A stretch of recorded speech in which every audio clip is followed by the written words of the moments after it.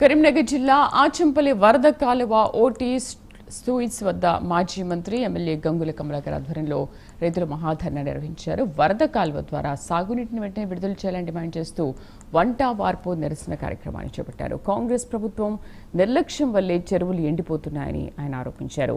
మేడిగడ్డ నుంచి నీరు వృధాగా పోతున్నా ప్రభుత్వం స్పందించడం లేదని విమర్శించారు. కేసీఆర్ హయాంలో ఏర్పాటు చేసిన తూము ద్వారా నీరు విడుదల చేయాలని కోరారు. వారం రోజుల్లో స్పందన లేకపోతే మోటార్లు పెట్టి నీరు అందిస్తామని హెచ్చరించారు. పాదయాత్ర చేపడతామని కూడా తెలిపారు. సుమారు 1000 మంది రైతులు ఇందులో పాల్గొన్నారు.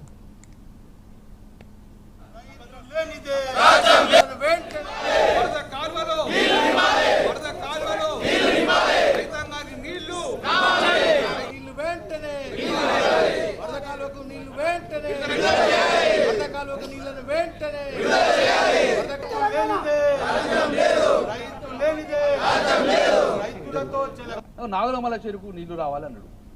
మరి కరెక్ట్ అయినా ఎక్కడ తూము పెడతావా, తూము పెట్టరాదట అధికారులు చెప్తున్నాడు. ఇక మళ్ళీ అందరం కలిసిపోయినాం.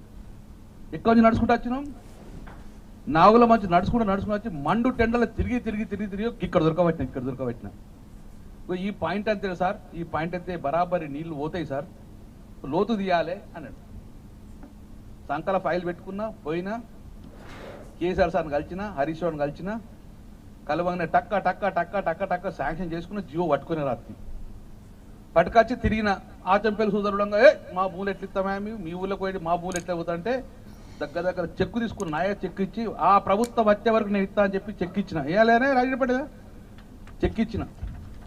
వాళ్ళ పుణ్యం, ఆచంపల్లి పుణ్యం, మీ నీళ్ళు మాకు రాకుండా మంచి మీ నీళ్ళు మీరు తీసుకోపోరని చెప్పేసి ఇక్కడ నుంచి వాళ్ళ భూములు ఇచ్చారు. వాళ్ళు మొక్కాలి, ఇచ్చిన మన మరవద్దు.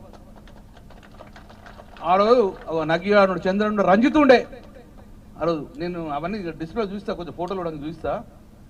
దాని తర్వాత తప్పుడు మొదలుపెట్టిన. హరీష్ రావు వచ్చి బ్రహ్మాండంగా ఓపెనింగ్ చేసుకున్నాం. చెర్ల తూములు పెట్టినాం. వాడు అధికారులు ఇట్లా తూములు పెట్టరాదు, ఫ్లడ్ ఫ్లోకి ఎట్లా పెడతావు అన్నాడు. ఫ్లడ్ ఫ్లోకి తూములు పెడతావే అన్నాడు. మొట్టమొదటిసారి ఫ్లడ్ ఫ్లోకి ఒక తూము పెట్టించిన. వాళ్ళు వచ్చి గింత పెట్టాలి సార్ అంటాడు. చట్ట ప్రకారం గింత పెడితే నువ్వు మాకు నీళ్ళు ఎక్కడ వస్తాయి, ఎటు నీళ్ళు 7 చెరువులు నింపాలి, గింత పెట్టు అన్న.